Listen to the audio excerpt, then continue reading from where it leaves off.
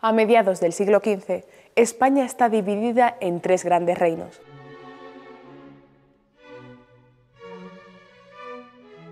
Castilla, resultado de la unión de los reinos de Castilla, León y Galicia; Aragón, formado por Aragón, Valencia y Cataluña; y el Reino de Navarra. Sin olvidar el último reducto de la presencia árabe en el territorio español, el Reino Nazarí de Granada, que comprende la actual Andalucía Oriental. Mientras Castilla, en el plano político, las cosas no podían marchar peor, pues los dos últimos reyes, los Trastámara Juan II y Enrique IV, fueron soberanos pusilánimes que no supieron o no quisieron gobernar. Del segundo enlace de Enrique con Juana de Portugal nació la princesa Juana, a la que se denigró considerándola bastarda. Se la apodaría la Beltraneja, por la supuesta paternidad del favorito del rey, don Beltrán de la Cueva, que de simple paje fue elevado a duque de Alburquerque y maestre de la Orden de Santiago. En 1464, y mediante el Manifiesto de Burgos, parte de la nobleza expresó su malestar al rey por la designación de Juana como sucesora al reino. El 5 de junio de 1465 se produce lo que con el tiempo se conocería como la farsa de Ávila, que tiene su origen en los conflictos sucesorios de la corona de Castilla. Algunos nobles castellanos y miembros de la Iglesia, partidarios de que Alfonso herede la corona de Castilla, levantan un escenario en las murallas de Ávila, donde colocan un monigote que representa al rey Enrique, ataviado con las galas propias de su rango: corona, cetro y espada. Don Alonso Carrillo, arzobispo de Toledo, es el primero en acercarse al muñeco y de un golpe le arrebata la corona. A continuación, el marqués de Villena hace lo propio con el cetro y, por último, el conde de Plasencia le arranca de los brazos la espada. El resto de nobles presentes se abalanzan sobre el muñeco derribándolo y golpeándolo con saña. Fue Isabel la que se convirtió en candidata al trono de Castilla, iniciando las negociaciones con el rey para buscar una salida pacífica al conflicto. Esta llegó con el Pacto de los Toros de Guisando, mediante el que se reconocía a Isabel como heredera legítima al trono.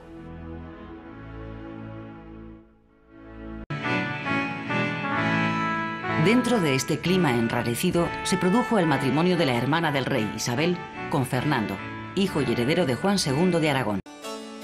El matrimonio hubo de celebrarse en secreto por no contar con la aprobación del rey. El enlace matrimonial entre Isabel de Castilla y Fernando de Aragón tuvo lugar en 1469 y trajo consecuencias importantes para ambas coronas. Enterado Enrique IV de este hecho, montó en cólera ante tamaña ofensa y decidió, mediante la declaración de Valdelozoya, volver a nombrar a su hija Juana sucesora legítima del reino. A la muerte de Enrique IV, Isabel hizo enarbolar su pendón en el Alcázar de Segovia, que como residencia habitual del rey representaba en cierta manera la capital del reino. Después mandó celebrar los funerales por su hermano, haciéndose proclamar reina de Castilla. Ningún miembro de la alta nobleza acudió al acto. Aquí estarán los polvorines. De esta forma, Isabel obligaba a la nobleza a pronunciarse sin darles tiempo para negociar su adhesión a cambio de favores, como era habitual. La guerra civil estalló en Castilla, cuando una parte de la nobleza se negó a reconocer a Isabel y decidió apoyar a Juana. Isabel sabía que el partido portugués apoyaba a la princesa Juana y necesitaba el apoyo de Aragón para hacerle frente. La guerra civil terminó implicando a todos los reinos peninsulares, pues la corona de Aragón y Navarra apoyaban a Fernando y por lo tanto a Isabel. Por contra, el bando de Juana la Beltraneja contaría con la ayuda de Portugal. Y en septiembre del año 1479, y mediante la paz de Alcasovas, Isabel retiene la corona de Castilla, además de la posesión del archipiélago de las Canarias. Cuando Isabel accedió al trono de Castilla y León en 1474 y su marido al de la corona de Aragón 5 años después, no se unificaron los reinos, ya que cada uno conservó sus propias instituciones y órganos de gobierno. Se trataba de una unión matrimonial y dinástica que unía a las dos ramas de los Trastámara, cuya descendencia reinaría en solitario sobre todos los reinos y territorios. Deseo de Su Alteza Nuestra Señora. Además de todos estos esfuerzos, los reyes católicos tuvieron que asentar su poder sobre bases firmes. En plena guerra civil, las Cortes de Madrigal de 1476 trataron de la situación económica y el restablecimiento del orden. Los ingresos de la monarquía eran inferiores a sus gastos, por lo que fue necesario reorganizar la hacienda y centralizar el cobro de impuestos. Al mismo tiempo, se anularon las rentas pagadas por la corona a la nobleza que no tuvieran razón de ser. Isabel y Fernando consiguieron que las Cortes de Madrigal de 1476 aprobaran la creación de una fuerza armada costeada por las ciudades, pero dependiente en última instancia del poder real. Había nacido la Santa Hermandad. Una vez concluida la guerra civil, Isabel y Fernando convocan a Cortes en Toledo, con el fin de reorganizar el Consejo de Castilla. Los reyes católicos se dieron cuenta de que la mayor amenaza para su reinado provenía de los propios nobles, y para preservarse de su poder crearon una serie de medidas, entre las que destacaban las siguientes. Mediante la concesión de prebendas y derechos, consigue atraer a su causa a los nobles que hasta hacía poco tiempo le eran contrarios. La renovación de la administración de justicia, con capacidad para crear jurisprudencia allá donde fuera necesario. En sucesivas cortes continuaron las reformas tendentes a asegurar el control real de todas las instituciones, incluida la Iglesia. Los reyes demandaron a la Santa Sede que ningún cargo eclesiástico fuera provisto sin su consentimiento. En 1486 el Papa Inocencio VIII aceptó el regio patronato, es decir, la potestad de los reyes para expresar su opinión sobre los candidatos para el cargo, teniéndose que elegir solo entre ellos. Otra base importante para la consolidación del poder real fue el control de las órdenes militares. Estos organismos poseían una gran parte de la riqueza del Estado, con jurisdicción sobre 1 millón de personas, constituyendo de hecho un Estado dentro del Estado. Por último, una bula pontificia de 1523 incorporó definitivamente las 3 órdenes a la corona.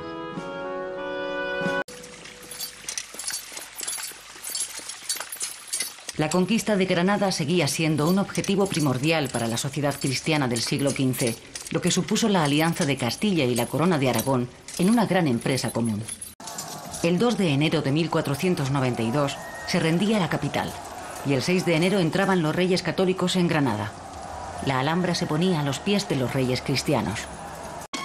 La rendición de Granada incluía el perdón general para todos los musulmanes, la garantía de no imponerles autoridades incómodas y el mantenimiento de su propia organización política, administrativa y religiosa, aunque no la hacendística y militar. ¿Era compatible la recién conquistada unidad del reino con la diversidad religiosa? El cristianismo había constituido uno de los pilares de esa unidad y en el siglo XV la religión estaba tan incrustada en todos los ámbitos de la sociedad que nada le era ajeno. Sin duda, no era esta la mejor coyuntura para la pervivencia en la península de otras creencias distintas a la cristiana. Isabel y Fernando dieron el primer paso hacia la uniformidad religiosa con la creación en 1480 del Supremo Consejo de la Inquisición, autorizado por el Papa Sixto IV, que permanecería vigente en España y en varios países europeos hasta finales del siglo XVIII o principios del XIX. Esta institución será la primera de carácter supranacional de la monarquía de los Reyes Católicos y afectará a los habitantes de todos los reinos. Muchos de los judíos conversos habían pedido el bautismo solo para librarse de la persecución a la que estaban sometidos desde el siglo anterior. El bautismo les había otorgado la posibilidad de acceder a puestos que antes tenían vedados, lo que concitaba odios y acrecentaba el antisemitismo latente en la sociedad. La propagación de leyendas sobre actividades anticristianas de conversos y judíos había preparado el ambiente para crear este tribunal, cuyos juicios secretos produjeron un auténtico clima de terror entre los numerosos conversos. El 31 de marzo de 1492, los reyes católicos firmaron el decreto de expulsión de los judíos de todos sus reinos, teniendo un plazo de 4 meses para abandonarlos o recibir el bautismo.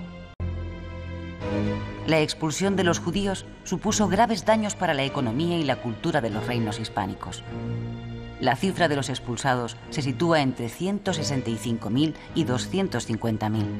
Isabel y Fernando volvieron a Granada en 1499 con el cardenal Cisneros, que decidió establecerse en esta ciudad a fin de dar un fuerte impulso a la conversión al cristianismo de los musulmanes que habían permanecido en la península tras la caída del reino nazarí. Decidido a conseguir pronto sus objetivos, Cisneros empleó mano dura sobre unos habitantes que ya se veían obligados al pago de impuestos y otras medidas no estipuladas en las capitulaciones de rendición. El resultado fue una revuelta que comenzó en el barrio del Albaicín y se extendió rápidamente. Los conflictos se prolongaron hasta 1502 y concluyeron con una solución ficticia, pues la población mudéjar, puesta en el dilema de convertirse o emigrar, optó de manera mayoritaria por el bautismo, aunque en secreto seguían siendo musulmanes. Todas estas medidas fueron determinantes para el buen funcionamiento de la nueva monarquía. La unión de las dos coronas constituyó el primer paso hacia la formación de España como Estado. Las Islas Canarias eran el único dominio de Castilla en el Atlántico. Los reyes adquirieron de los anteriores propietarios, miembros de la oligarquía de Sevilla, el dominio de las islas mayores del archipiélago, Gran Canaria, Tenerife y La Palma. La conquista definitiva se llevó a cabo entre 1483 y 1496 mediante el sistema de capitulaciones o acuerdos con jefes individuales. El nuevo Reino de la Gran Canaria, como se le denominaba oficialmente, fue integrado de manera progresiva en la Corona de Castilla, aunque con notables peculiaridades en su organización administrativa y social.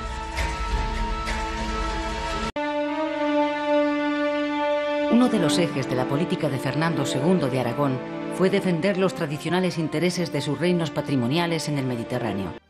En 1493 se firma con Francia el Tratado de Barcelona, por el cual el Rosellón y la Cerdeña son devueltas a la Corona de Aragón.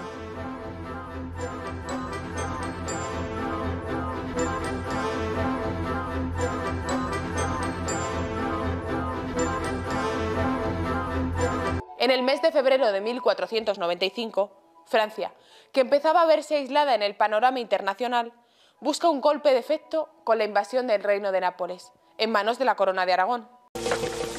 Gracias a las victorias del gran capitán, Fernando el Católico anexionó Nápoles al Reino de Sicilia, permaneciendo hasta principios del siglo XVIII bajo soberanía hispánica, dentro de la Corona de Aragón.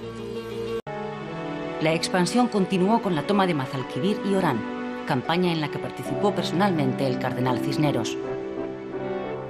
En 1515, toda la orilla sur del Mediterráneo, desde Melilla a Bujía, fue un protectorado de la monarquía hispánica. Mayor importancia tuvo la anexión del Reino de Navarra a la Corona de Castilla. En 1512, Fernando el Católico declararía la guerra a Francia en el marco del conflicto napolitano. Los reyes de Navarra intentaron mantener la neutralidad, aunque finalmente firmaron un tratado de alianza con Francia. Fernando dio orden de cruzar la frontera al día siguiente de la firma de este tratado. Navarra no ofreció resistencia a las tropas castellanas mandadas por el duque de Alba. La capital se rindió pacíficamente y los reyes navarros se instalaron en Bearno. Todo el reino estaba en manos de Fernando el Católico, incluidas las tierras de ultrapuertos, que no pasarían a Francia hasta 1530. En las Cortes de Burgos de 1515 se anexionó Navarra a la Corona de Castilla, dejando intactas todas sus instituciones. La política exterior de los reyes católicos tuvo en las alianzas matrimoniales uno de sus puntales más firmes. A la enemistad inicial con Portugal siguió la cooperación. La hija mayor de los reyes, Isabel, se casó en 1490 con el heredero de Portugal, quien murió al año siguiente, y 7 años después con Manuel el Afortunado, nuevo rey de Portugal. Este matrimonio estuvo a punto de producir la unión de las dos monarquías, ya que Isabel fue reconocida como heredera a la muerte de su hermano, el príncipe Don Juan, único hijo varón de los reyes católicos, aunque su muerte al año siguiente y la de su hijo, el príncipe Miguel, en 1500, alejaron esta posibilidad. Estas muertes sucesivas, sobre todo la del príncipe Juan, supusieron una auténtica tragedia para los reyes y un gran revés para el destino de la nueva monarquía hispánica. La amistad con Portugal interesaba tanto que otra de sus hijas, María, se casó con su cuñado, Manuel el Afortunado, ocupando el lugar de su difunta hermana. Los restantes matrimonios tenían como meta el aislamiento de Francia. En 1495 se concertaron los matrimonios del príncipe heredero Don Juan con Margarita de Austria y de su hermana, la infanta Juana, con Felipe de Austria. Era una doble alianza sellada por un doble matrimonio. Sin embargo, el príncipe murió el mismo año de su boda, truncando cualquier plan diseñado en torno a su persona. Quedaba solo por establecer una alianza con Inglaterra para aislar totalmente a Francia. En 1489 se acordó el desposorio de Catalina de Aragón y el príncipe Arturo, aunque la prematura muerte de este hizo que la princesa Catalina casara con Enrique VIII, hermano del primer esposo. En la búsqueda de una ruta alternativa hacia la India y el Extremo Oriente, los portugueses llevaban una gran ventaja sobre la corona de Castilla gracias a su avance por las costas africanas del Atlántico. Poco después de la rendición de Granada, los reyes católicos recibían a Cristóbal Colón en Santa Fe. Cristóbal Colón había llegado a Castilla en 1485 procedente de Portugal, donde había presentado su propuesta de llegar a Oriente a través del Océano Atlántico. Los portugueses llevaban más de un siglo empeñados en el esfuerzo de rodear África y estaban a punto de conseguir su objetivo. Para los portugueses, los planes de Colón llegaban demasiado tarde. La conquista de Granada facilitó el acuerdo, firmándose las capitulaciones de Santa Fe en abril de 1492. De los 90 tripulantes que se enrolaron en la expedición, 10 procedían de puertos cantábricos, siendo el más famoso de ellos Juan de la Cosa, propietario de la carabela llamada La Gallega, que fue rebautizada como Santa María. Las otras dos naves más pequeñas eran la Pinta de Cristóbal Quintero y la Santa Clara, que pasó a denominarse La Niña por su propietario, Juan Niño. La expedición salió del puerto de Palos el 3 de agosto de 1492.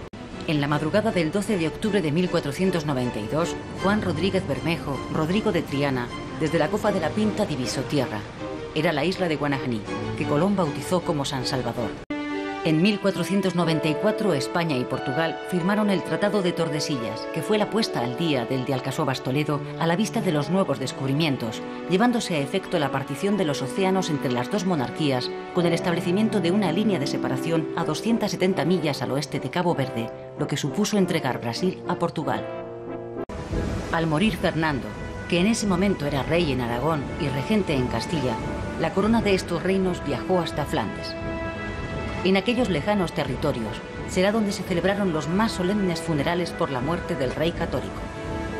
Funerales presididos por su nieto Carlos, nieto asimismo del emperador Maximiliano I, quien ante la incapacidad de su madre, Juana, se disponía a viajar a la península para tomar posesión de su herencia hispánica.